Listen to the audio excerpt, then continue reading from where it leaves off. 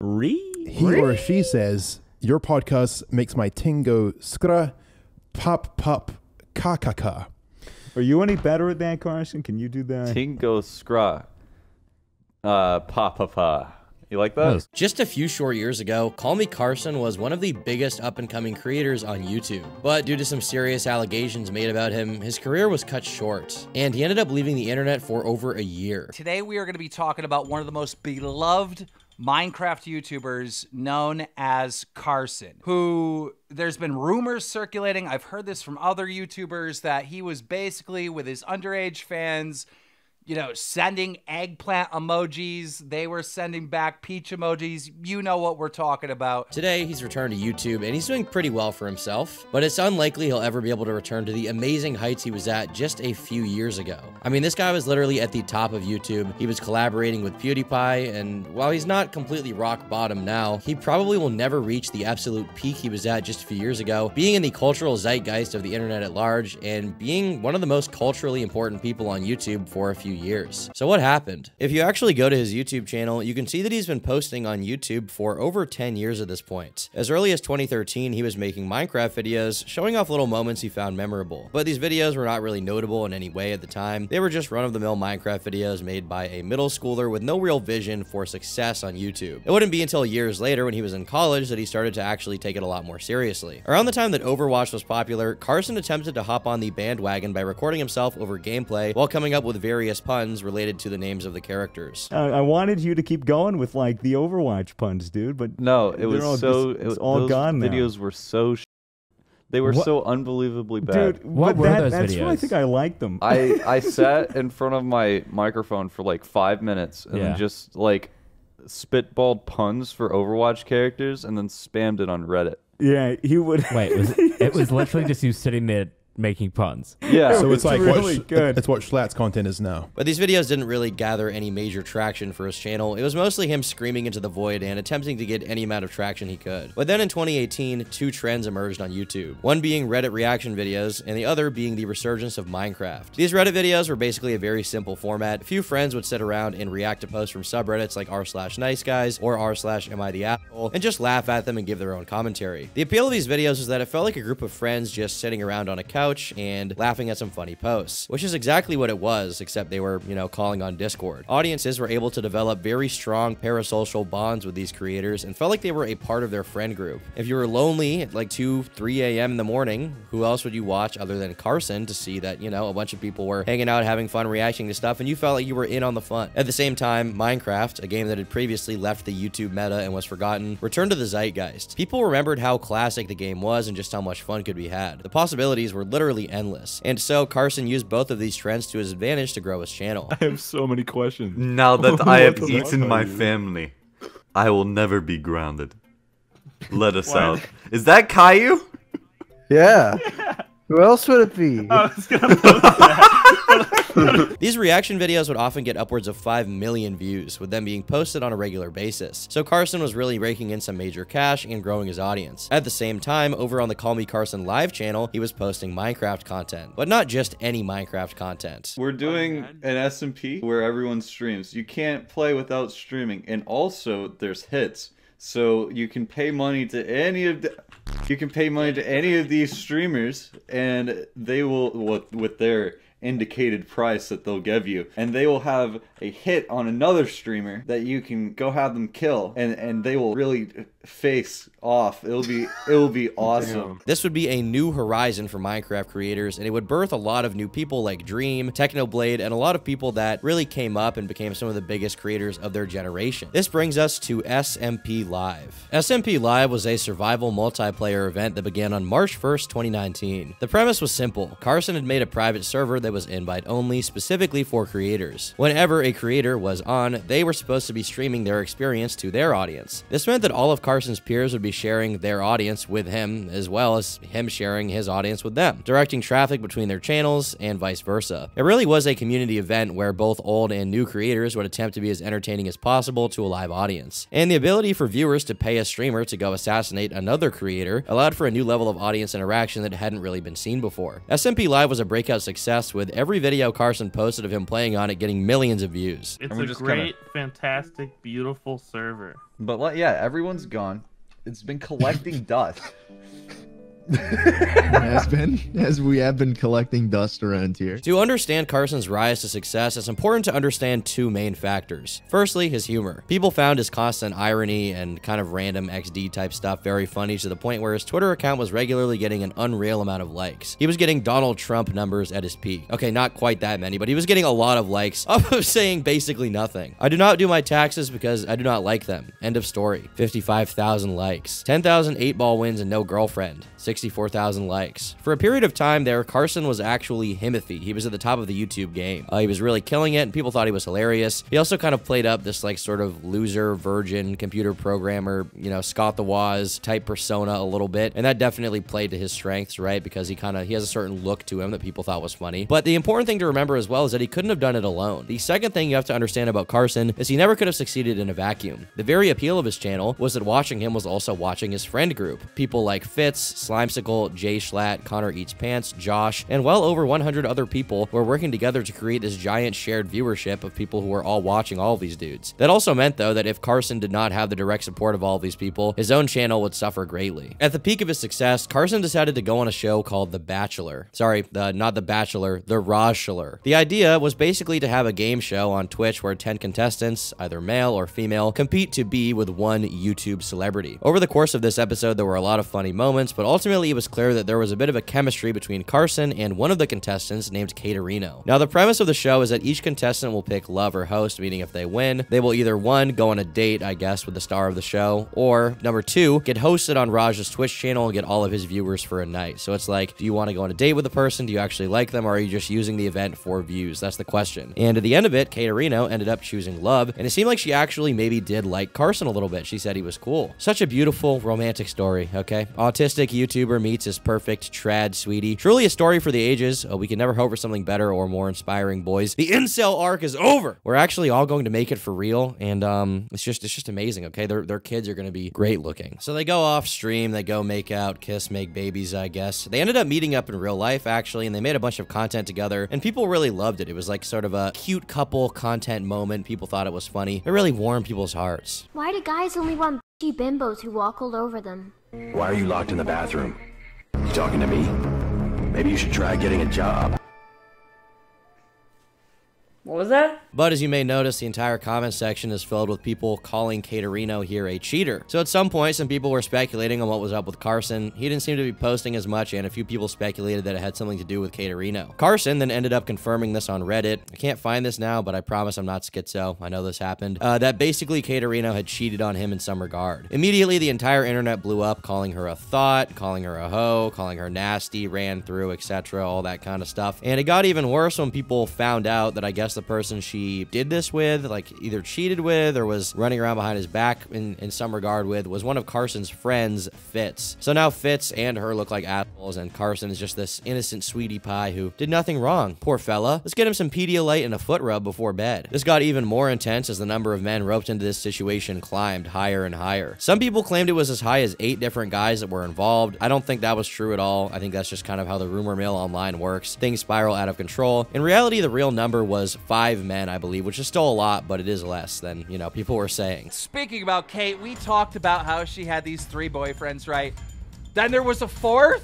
Like, right after the drama alert, this streamer came out and said this. Roll it. I found out about the situation today. If you guys don't know about the Katerino situation, she made a video where she admitted that she had a boyfriend, and while she had a boyfriend, she was leading on Carson. She had like some type of relationship with Carson as well as a relationship with Fitz.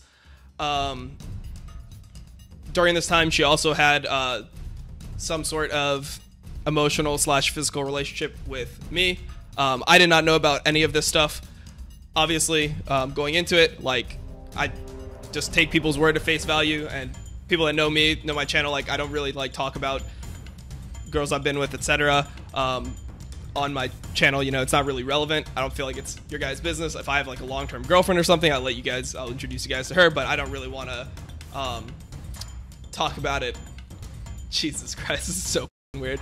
I don't really want to talk about it too in depth. Anyways, yeah, like around September of last year, Yeah, I'm not gonna upload this to YouTube or anything. Wow! Okay, and now, apparently there's a fifth? I mean, there's a rumor of a fifth. Meanwhile, Carson ended up posting a statement saying he regretted ever making the information public and that he wishes he had kept it all behind the scenes. And I agree, honestly, there was no need to make this public as shitty of a story as it was, as shitty as Kate was, I guess, to him. It just really didn't need to be made public. That being said, given these are all public figures and they're all making dating couple content, it's not shocking to me that it did get out eventually. And especially Carson, he doesn't strike me as someone with a ton of dating experience. And so as a result, when he gets his feelings hurt, he probably doesn't know exactly how to handle that. And obviously he is kind of new to being a public figure at this point in time, so he just didn't handle it the best. He ended up confirming it on Reddit, and he got a lot of hate on Kate. He didn't really need to, but he did. It's been very difficult for me to watch everything unfold after I came out with the information I did on Reddit. It's my personal belief that I should have never made any of the information that's out now public. It was a private matter that should have stayed private, and I want to admit I'm at complete fault for it being in the public eye. I put it out there in hopes that I could finally move past it, and every day I woke up feeling resentful, immature, and petty. It hurt me to think that two people could do something like this to me and get away with it, so in an emotionally impulsive response, I put it in front of the world. That was the wrong decision because at the end of the day, no one is entitled to this information besides the parties involved. It's actually true, and that's a very mature response with this kind of relationship type stuff. Ultimately, while they were making couple content, regardless of that, I don't think the public was entitled to any of the private details that may have gone on with their relationship, and so as a result, I think it probably would have been for the best if people just like were not really privy to that instead of Carson putting it out there. But as he himself said, he was in an emotionally vulnerable state and he made a bad decision. Just like Kate and just like Fitz, I'm an entertainer that creates content for people, and what I do in my personal life, even if it's wrong, isn't information that I think should be shared. As someone who has been dealing with imposter syndrome and the inability to go out in public without being recognized, even to my hometown grocery store, I should have realized the hypocritical nature of putting this situation on display for all of you. You all have no idea how much I appreciate the support you've given me recently, and it's helped me immensely to know that I have all of you to fall back on. That being said, I think it's important to say this. I'm as just as flawed as a human as Kate. I am as flawed of a human as Fitz. I'm also just as flawed of a human as Keemstar. I am flawed. It was pretty funny to see that I think Keemstar responded to this twitlonger being like, I'm not fucking flawed. Seeing everyone's support is awesome, but knowing that next week it could all be flipped on me is terrifying. I'm not perfect and I make mistakes. What Kate did and Fitz did was wrong, and I think we can all acknowledge that, but seeing myself paraded around in such a manner feels misplaced. So here he seems to even be alluding to the fact that there may be something behind the scenes that if the public knew, they wouldn't like him just as much as they don't like Kate, but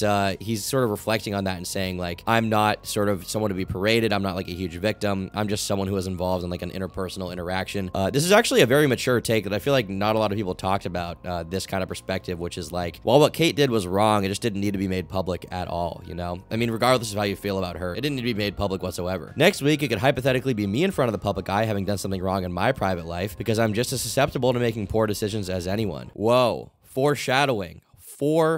Shadowing. This guy knew, dude. I've made a lot of mistakes in my life that I'm not proud of, and to think of myself in Kate and Fitz's shoes makes me feel sorry for them. Moving forward, please respect Kate and Fitz's time to process this, as well as respect their break or whatever they choose to do. To Kate and Fitz, I'm sorry for all the pain I've caused you, and I'm sorry for putting your private lives on display for the world. It was the wrong decision, and I apologize. You did wrong, but you didn't deserve to have your careers jeopardized. I hope you both can become the people I want to see you be. Anyways, that's about it. I'm gonna go back to playing 8-ball now. I think it's safe to assume that Carson acted very irrationally. I mean, not even assume, we know he acted irrationally, and he definitely regretted making this a big public thing at the time. Probably also safe to say that Fitz and him were no longer friends at this point, given what happened.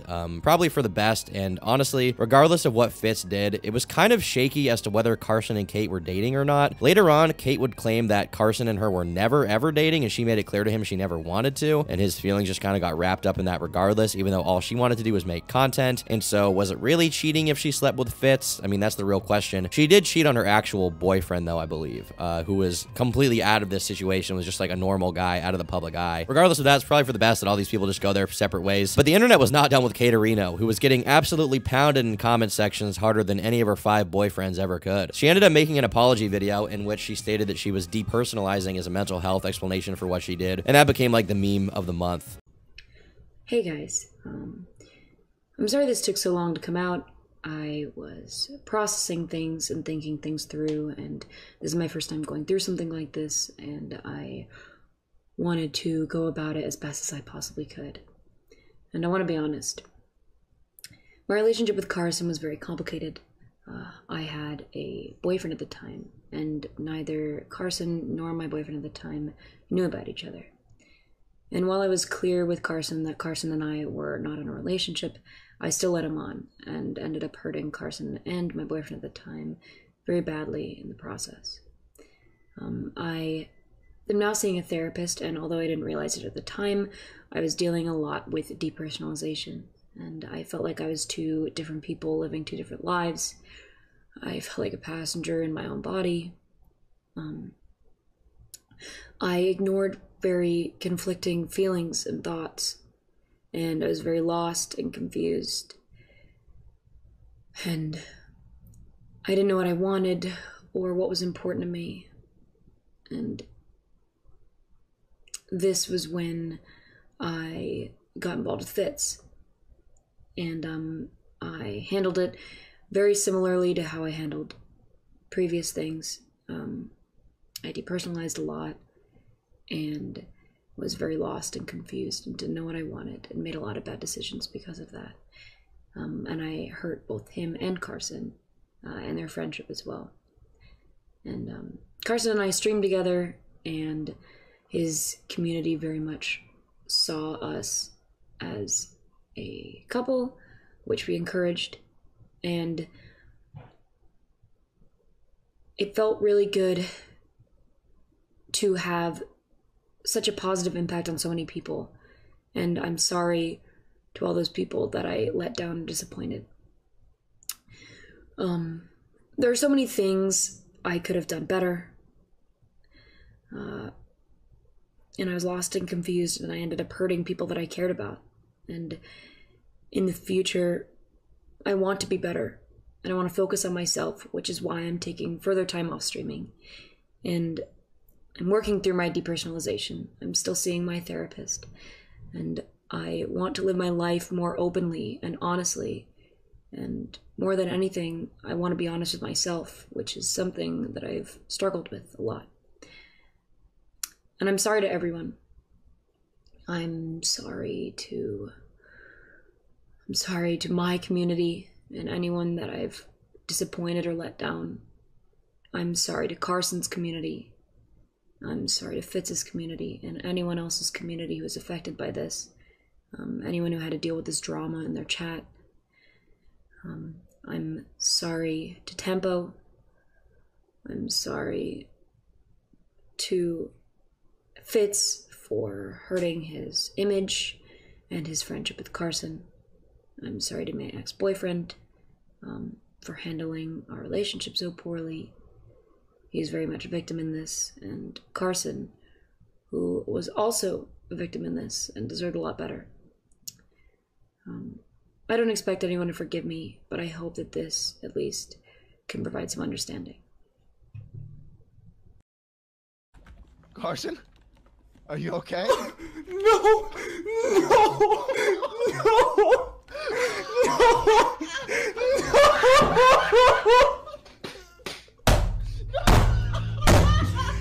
No!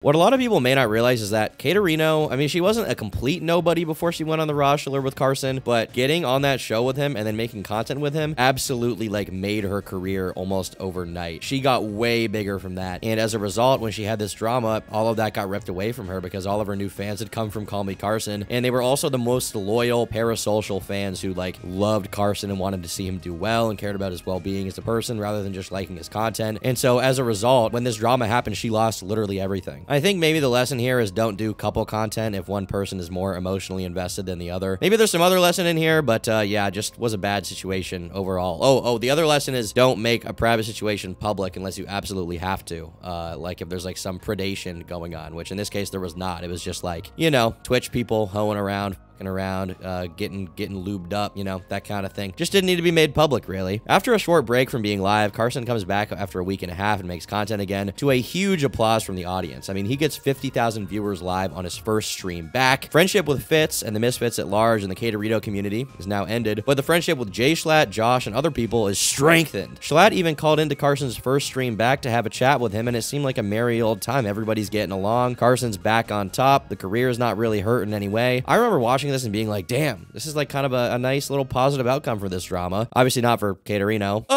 But Carson, I mean, he's back on top. Hey, Carson, how are all these pity viewers? Hey, calm down, dude. You don't have to do your crazy It's laugh. all right. I'm eating a panini. Oh, much? No.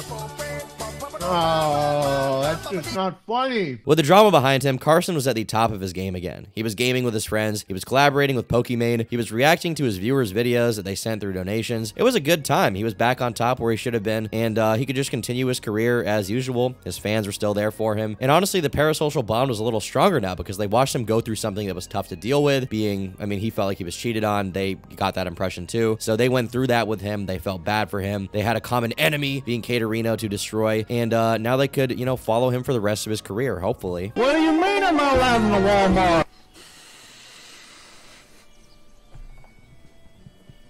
That made me laugh. Unfortunately, in the same way that private details about him, Katerino, and Fitz would destroy Kate's career entirely, keep in mind she blew up because of Carson and then was destroyed when that drama happened, Carson's career would be greatly harmed when people found out about his private relationship details and decided to leak it to the public. It actually cost him pretty much everything. And I'm not saying this is like karmic justice or this is like what he deserved, but this is kind of what happened, and I'm curious how self-aware he is of that, or like if he's really considered how his previous interpersonal toxic drama with Kate kind of was mirrored on the opposite side though with him later on, but obviously in a much bigger way because his career was way bigger than hers. Once again, I'm not saying he deserved this. I mean, I like Carson. I think he made mistakes. I don't think he should have deserved to have his career ruined, but I mean, it's kind of just an interesting parallel to see looking back that I didn't even realize until very recently. So on January 4th, 2021, an episode of Drama Alert was posted detailing allegations against Carson. Noah, Hugbox, and Travis, two members of Carson's group called the Lunch Club, which was like his little collective. They were doing content together, podcasts. Some other members you may recognize as like Jschlatt, Ted Nevison. These guys were all collabing a lot. And these two members, Travis and Noah, appeared on the show to talk about what they believed happened with Carson behind the scenes. Noah Hugbox says that Carson called him to say that he had sexted underage girls who were fans at some point in time to like warn him that this was real. Carson also told Travis soon after that, and I guess told everyone else in the Lunch Club, and I guess the purpose was because they had a business relationship with him, so Carson felt that they should be made aware of that. I saw some of the hints that you were putting out on social media about the people that you look up to aren't really that good guys. And I seen that type of stuff. And again, other YouTubers not involved with Lunch Club at all. I mean, this is like so many people know about this behind the scenes. Many big YouTubers know about this, but it's like one of this case, like, well, I don't have 100% proof. How do I even come out? How do I even like, you know, people are going to think that I'm just mad at Carson or whatever. I understand the situation that everyone has been put into, but at the end of the day, you guys do kind of have proof, right? I mean, yeah, that he told all of us at the same time. I mean, I'm sure that when this is posted, none of them are going to deny that this is the truth because, I mean, they were there. I don't think they have any real reason to lie. So everybody in Lunch Club was told firsthand from Carson. Yep. Yep. Now, in this video, there was no proof of anything that happened apart from the word of mouth of the Lunch Club, and it was also unknown how old these girls were or anything like that. Meanwhile, Keemstar just sort of talks about allegations of this nature broadly, but there are not a lot of specifics in this video. It seems like you're dealing with like a very anti-social, kind of nerdy individual that all of a sudden is rich, famous, gets all this love, all this attention, but their fans are children, and they're getting that love and attention from children. And it's like, what is happening here? Do you think that he's attracted to literally underage girls, or is that just who, you know, is sending him love and affection? This was later elaborated on when a Twitter user named Minnie Borb, is their name actually Minnie Borb, came out on Twitter and claimed she was groomed by Carson. She was 17 years old and he was 19 years old. So no, she was not gooned or zoomed or groomed at all. That's just not what happened. They sexted. So while some people claimed he was a creep because, you know, whatever, I think there's a lot of misinformation and rumors are going around. A 2-year age gap does not matter. I don't care. Meanwhile, another side of the audience seemed disappointed in the fact that Carson had let his friends down by risking business opportunities to sext fans, which is a more valid thing, I think, to probably be upset about, at least if he was being dishonest to them. Jschlatt, someone who was good pals with Carson and had arguably had his career really helped out by Carson's channel from SMPLive through all of the content they would do together, uploaded a 6-minute video talking about the situation on his daily slap channel. The story he details is that in early 2020, Carson was very depressed and the Katerino situation made things far worse. Jschlatt was there to help him out with these issues he was dealing with at that time. They were often on long Discord calls late into the night, talking about Carson's problems, and Jschlatt said that they became pretty tight friends. He and Josh and some of their friends tried to be like a close-knit friend group to help Carson out through these issues, but after some months of trying, it didn't really work. And now Jschlatt claims that when he saw the messages that Carson had sent to these young girls, it really disgusted him. You know, there are always stories I'd hear from his roommates about how he treated them, and how he generally just acted, that I glossed over, and I shouldn't have. Also, seeing the DMs he exchanged with some of the girls that have come forward absolutely fucking disgusted me.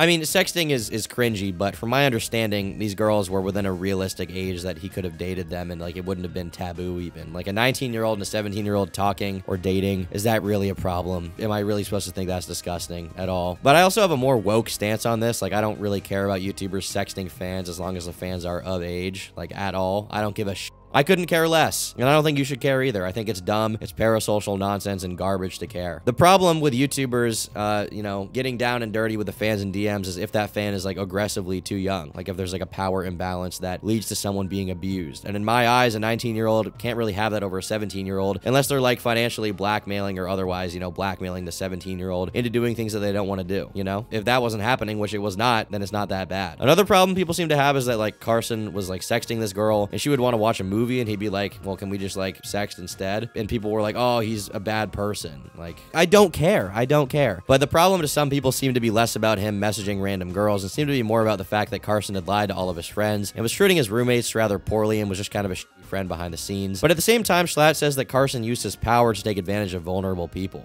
I feel for all the victims here, and to know that that more people could have been hurt this year while Carson and I were friends, and while I continued to associate with him, and while I believe that he was on the right path, that fucking kills me, you know?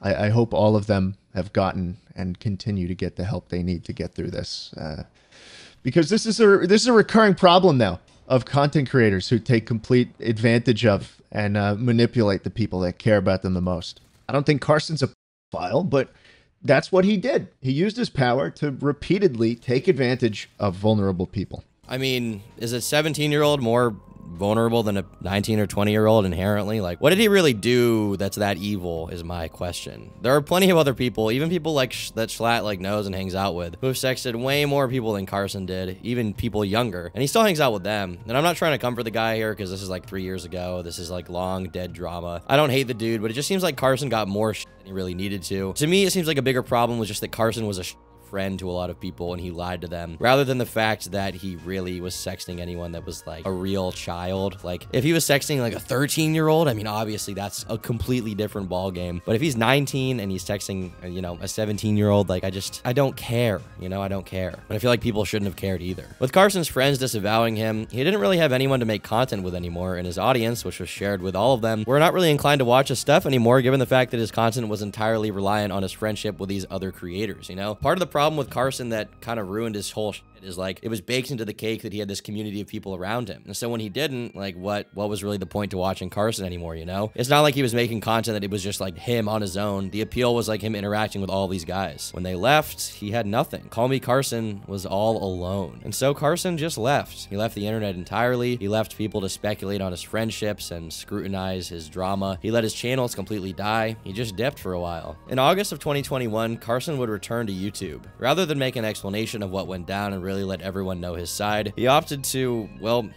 not. Instead, he just made a video saying he would be donating 100% of his next year's profits from streaming to charity. He said he didn't want to drag out the drama anymore. He just wanted to turn a negative situation into something that could help some people out. Now, before you start thinking of this as an excuse to sweep things under the rug, that's not what this is. I'm doing this because I want to turn a negative situation with a lot of eyes on it into something positive that can help a lot of people. Today, he's posting to YouTube, including some of his classic content that made him popular in the first place. But as you can imagine, the people he used to collaborate with, like Jschlatt and Josh, are no longer on board. You look really good, man. Hey, Matt. Matt, I see you, Small animals. His channel is doing well. He's definitely making enough money to live off of, and I'm sure all the money he donated to charity was much appreciated by those that received it. But it's unlikely that Carson will ever return to the heights he was at back in the day. Most of the people he was collaborating with back in the day are not doing much better than him, but that's to be expected given the sheer volume of people he was collaborating with. But meanwhile, Jschlatt is killing it, Ted Nevison is doing very well. Everyone just kind of went their separate ways. And that's how life is sometimes, and it's kind of silly to beg these people to do content together. But it is nice to reminisce on, you know, that period of time sometimes. I wasn't really into their content back then. I knew a lot of people who were, though, and they were like absolutely in love with what was going on with Carson and SMP Earth and SMPLive and all this stuff that was going on. And, you know, looking back at this content, it's not hard to see why it appealed to so many people. Carson, I think, regardless of the sexting itself, you know, and that not really being a problem to me, he clearly got famous super young. He didn't really know how to handle these unaddressed problems in his life, like his anxiety, his imposter syndrome. Apparently, he was quite depressed for a while, so that too. Meanwhile, the fact that his friends dropped him so quickly means that he probably was not the best friend to them beforehand, and that's why they kind of were willing to, you know, publicly it seemed like they dropped him quickly, but behind the scenes, I think these friendships had been fracturing a lot over time, and, you know,